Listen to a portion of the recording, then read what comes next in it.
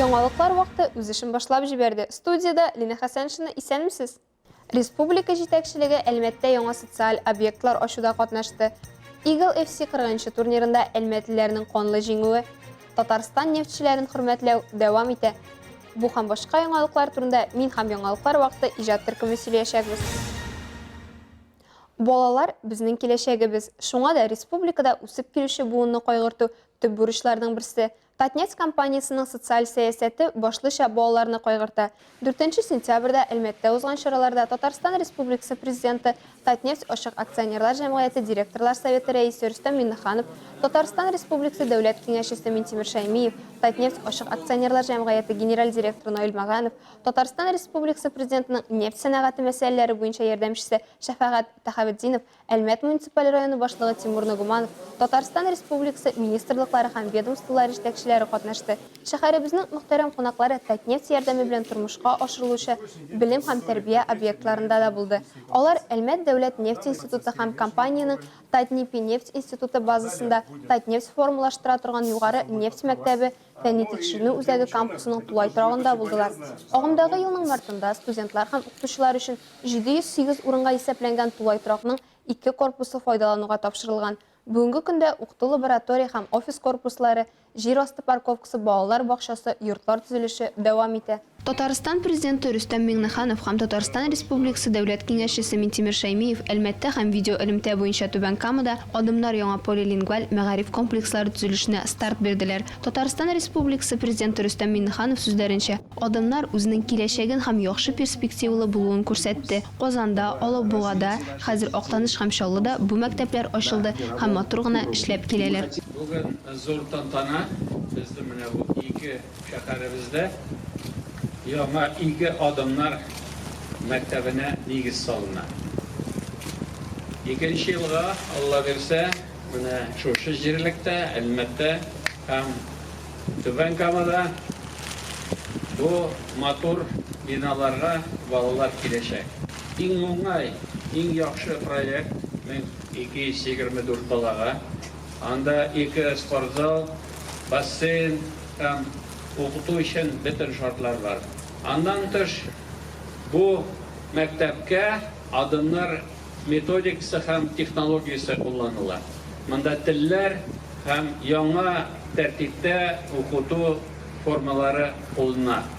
Республикабыз президенты адымнарда эшләгән технология үзебезнең республиканың башка мәктәпләренә дә кертеләчәк, дип йомгаклады. Татарстан Республикасы дәүләт киңәшчесе Минтимер Шәймиев әлеге проектның уникаль булуын искәртте. Бу проект пока Россия җирлегендә башка җирдә юк. Но минем әйтәсем килә, әгәр дә республикабыз шушы елларда, бигрәк тә соңгы елларда алга бармаса, үсмәсә, берсенә әйткәндә, әле без гади мәктәп кадәр берсенә әйткәндә кайчан булыр икән дип хыялланып яшәр идек. Бу безнең бик матур күрсәткечебез. Республикабызның алга баруын күрсәтә. Компания яңа Каракүз балалар бакчасында тәкъдир итте. Офис бинасы буларак кулланылган бинаның беренчел функционалын кире кайтару турында карар Татнефтьнең 2020 елның февралендә мәгарифне үстерү мәсьәләләре буенча иҗтимагый советында кабул ителде. 6 төркемгә 140 балага исәпләнгән балалар бакчасы заманча мәктәпкәчә учреждениеләргә кирәкле функционалны күздә тота. Тәрбия Мария Монтессориның логиканы, аналитик сәләтләрне, интеллектны үстерү системасы буенча башкарылачак. Татарстан Республикасы президенты Рөстәм Миннеханов әлеге балалар бакчасы адымнар системасында эшләргә тиеш дип уйлавын җиткерде. Чын күңелдән менә бүгенге зур тантана белән һәммәгезне дә котлыйм. Беренчедән нефтьчеләребезне бәйрәм, һөнәри бәйрәме белән, икенчедән балаларыбызны матур шушындай бина белән. Нефтьчеләр менә бу бүлекне үзләренең бәйрәмендә балаларга, шәһәр балаларына бу бүлекне ясадылар. Бик зур рәхмәт, Фатиш. Бик матур булган, игелекле булсын, балалар рәхәтен күрсен, ата-аналар үзләренең балаларына шатланып яшәсеннәр. Кара күз балалар бакчасында 6 төркем өчен йокы, киенү, уен һәм буфет бүлмәләре, спорт, музыка заллары, изо студиясе, туган телне өйрәнү, педагог, психолог, логопед, өстәмә белем бирү кабинетлары, медицина блогы, физиотерапия, массаж, күзәтү һәм процедура кабинетлары, буфет тарату бүлмәсе каралган. Федераль льгота ияләренә бушлай социаль хезмәтләр җыелмасы каралган. Әлеге кешеләргә ветераннар, инвалидлар, шул исәптән инвалид балалар, балык булмаган концлагерь тоткыннары, радиация йогынтысына дучар ителгән затлар арасыннан аерым категорияле гражданнар керә. Федераль льготаларга ия булганнар өчен мөһим дарулар белән тәэмин итү, санаторийларга юллама алу, шәһәр яны тимер юл транспортында, шулай ук дәвалану урынына бару һәм кире кайту өчен шәһәрара транспортта бушлай йөрү каралган. Социаль хезмәтләр җыелмасын алу хокукына ия булучылар тиешле хезмәтләр алуның 2 вариантын сайлый ала: натураль рәвештә яки акчалата эквивалентта. Моның өчен тиешле гаризаны 1 октябрьгә хәтле Пенсия фондының территориаль органнарына яки Россия Пенсия фонды сайтының гражданның шәхси кабинеты аша тапшырып була. Әгәр дә хезмәтләрне акчалата кайтаруны сөйләгән очракта, бу айына 1211 сум 66 тиен сум дип исәпләнә. Ләкин ташламалы дарулар кирәк булган очракта, сезгә аларны үз акчагызга сатып алырга кирәк булачак. Хезмәт күрсәтүне сөйләп алган очракта дарулар шул исәптән кыйммәт булганнарда бушлай бирелә. Шуны онытмаска кирәк. Әлеге хезмәтләрне акчалата алуны сөйләгән льготчылар янәдән социаль пакет алу хокукын үзләренә кире кайтара алалар. Бирелгән гариза 2022 елның 1 гыйнварына гамәлдә булачак. Әгәр элек соцпакет алуга гариза бирелгән булып, сезнең карарыгыз ел әйләнәсендә үзгәрешсез калса, яңадан гариза язу таләп ителми. Алсу Амирова, Лейба Рамалова, яңалыклар вакыты Луч Әлмәт телекомпаниясе. Башка темаларга. Янгыннар ел сайын меңләгән кеше гомерен үзүче фаҗигаләрнең берсе булып тора. Статистика күрсәткәнчә, аның төп сәбәбе кеше факторы, ягъни ут белән саксыз эш итү. 2021 елның 1 сентябреннән 2 сентябренә кадәр Әлмәт муниципаль районы территориясендә тәүлек эчендә 3 торак йорт янгыннан зыян күрде. Тулырак алдагы материалда. 1 сентябрь 2021 елның 15 сәгать 50 минутта 11 янгын сөндерү һәм коткару отрядына Яңа Кәшер авылы Табабилов урамы буенча янгын турында хәбәр килә. Нәтиҗәдә 44 квадрат метр мәйданда яңгырма белән йорт, 54 квадрат метр мәйданда сарай, 12 квадрат метр мәйданда мунча яна. Әлеге янгынның сәбәбе электр җиһазны монтажлаганда кагыйдәләрне дөрес үтәмәү. Шул ук көнне 23 сәгать 10 минутта Новотроицк авылы Набережные 50 адресы буенча да янгын була. Хуҗаларның йорты һәм мунчаларына зыян килә. Янгынның сәбәбе әлегә ачыклана. 2 сентябрь 1 сәгать 45 минутта Ерсубай авылы Вахитов урамында янгын турында хәбәр килә. Нәтиҗәдә 56 квадрат метр мәйданда йорт янган булып чыга. Белгечләр чамадан тыш алкоголь кулланудан һәм тәмәке тартудан тыелырга, үз йортларыгызда янгын турында хәбәр сала торган приборлар урнаштырырга киңәш итә. Автоном датчиклар, алар төтен чыккачтан хәбәр итәләр. Сигнал бирәләр дә, кеше йокласа да, ул сигналны ишетеп уяна. Янгынның кырые юк аның. Тиз генә килеп сөндермәсәң, ул бүтән йортларга да китергә может. Янгын чыккан очракта 101 телефоны буенча янгын сагына шалтыратырга адресны һәм фамилиягезне төгәл хәбәр итәргә кирәк. Алсу Нуриева, яңалыклар вакыты, Луч Әлмәт телекомпаниясе. Банк түләү карталары бүген яшәешнең аерылгысыз элементына әйләнде. Күпләребездә ул берәү генә түгел, хәтта берничә. Элек акча янчыгын урлаучылар күп булса, хәзер банк картасыннан акча урлау яки ул картаның хәтта үзен урлау очраклары артты. Әлмәт шәһәр судында каралган чираттагы җинаять эше шул очракларның берсенә бәйләнгән. Әлмәттә яшәүче ханым шәһәр кибетләренең берсендә кассада продуктлар өчен банк картасы белән түләгәч, игътибарсызлыгы аркасында урында аны онытып калдыра.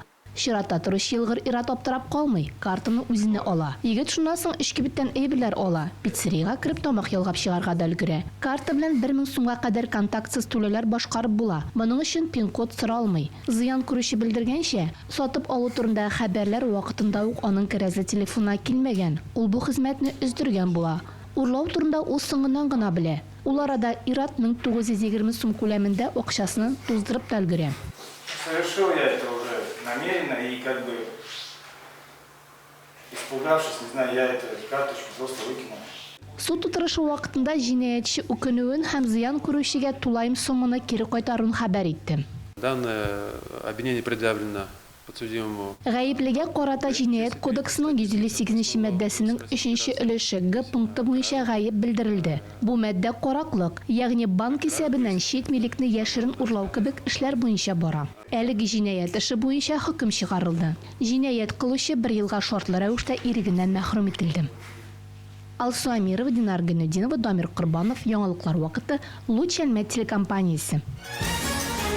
Ознакайда терроризмга каршы көрәштә бердәмлек көненә багышланган митинг узды. Бу чарада шәһәр оешмаларында эшләүче яшьләр, мәктәп укытучылары, район җитәкчелеге катнашты. Бу хакта тулырак алдагы сюжетыбызда. 2004 ел Беслан шәһәрендә терроризм нәтиҗәсендә беренче мәктәптә bir гөнаһсыз 333 кешенең гомере өзелә. Онытмыйбыз, искә алабыз. Турмуш тамчысы исеме астында узган чараны район башкарма комитеты җитәкчесе Айдар Шәмсетдинов ачып, бүген район мәктәпләрендә терроризмга каршы алып барыла торган эшләрне санап китте.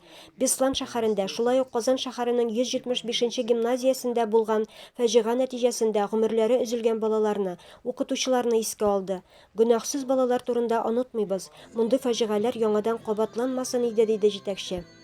Беслан мәктәбендә булган коточкыч вакыйгалардан соң 17 ел вакыт үткән, ләкин беркемдә бер нәрсәдә онытылмый. Митингта катнашучылар терроризм корбаннарын 1 минут тынлык белән искә алдылар. Турмуш тамчысы кәсәсеннән учларына су алып, чәчәк түтәлләренә сиптеләр. Террорга каршы төп корал кешеләрнең бердәмлеге һәм горыф-гадәтләрнең, диннәрнең һәм бер-береңнең хөрмәте дип ассызыклады районның мөхтәсибе Азат хәзрәт. Әйе, без бергә көчле һәм 21-нче гасырдагы әлеге куркыныч күренешкә каршы тора алабыз. Илмира Шәрифуллина, Рөстәм Әкбәров, Яңалыклар вакыты, Луч Әлмәт телекомпаниясе. 4 сентябрьдә Татарстанның бөтен көньяк көнчыгышында нефть һәм газ сәнәгате хезмәткәрләре үз һөнәри бәйрәмнәрен билгеләп үтте. Норлат та әлеге чарадан читтә калмады. Бүген шәһәр көне белән туры килде. Бәйрәм кысаларында бик эчтәлекле программа оештырылды. Толырак алдагы сюжетта.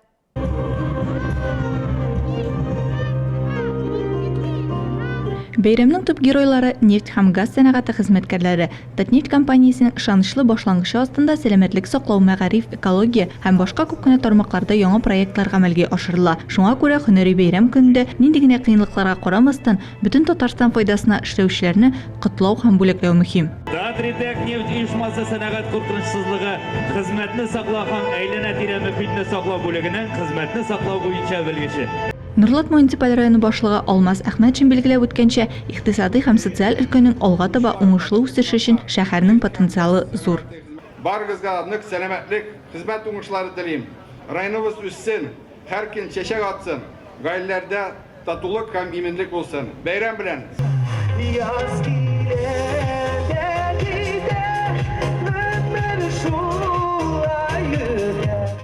Бәйрәм үз эшчән сәнгать артистлары катнашында концерт номерлары, өстәл теннисы һәм шахмат ярышлары, төрле мастер-класслар, Норлат халыклар тату гаиләсе интерактив мәйданчыгы белән дәвам итте. Это наша площадка. У нас сегодня здесь прошел. Бу безнең мәйданчык. Бүген биредә этномарафон узды. Анда шәһәр халкы, өлкәннәр һәм балалар милли кием кия алдылар. Шәһәр көнен туган телләр һәм халыклар бердәмлеге елын бәйрәм итү кысаларында районда Многоликий Норлат конкурсы игълан ителгән иде. Бүген йомгак ясалды, җиңүчеләр бүләкләнде. Шәһәр халкы һәм кунаклары рәхәтләнеп ял итте. Алар фикеренчә, бу чара бер-берсен бәйрәм белән котлау һәм вакытны күңелле үткәрү өчен менә дигән мөмкинлек. Праздник всегда шикарный, да, Бәйрәм искиткеч дип саныйм. Халык өчен яңалык, бик күп кызыклы мәйданчыклар барлыкка килгән. Билгеләп үтүем буенча алар бөтен шәһәр буенча бүленгән. Өлкәннәр өчен дә матур концерт оештырылган. Очень здорово. Город маленький, а праздники всегда грандиозные. Алсу Нуриева, Илгиз Шәрифзянов, Илдар Гимаев, Яңалыклар вакыты, Луч Әлмәт телекомпаниясе. Нефтчеләр көнен Баулыда да бәйрәм иттеләр. Биредә шәһәр халкы һәм кунаклары өчен интерактив мәйданчыклар һәм төрле күргәзмәләр эшләде. Ә бассейнда аларны якты су тамашасы көтә иде.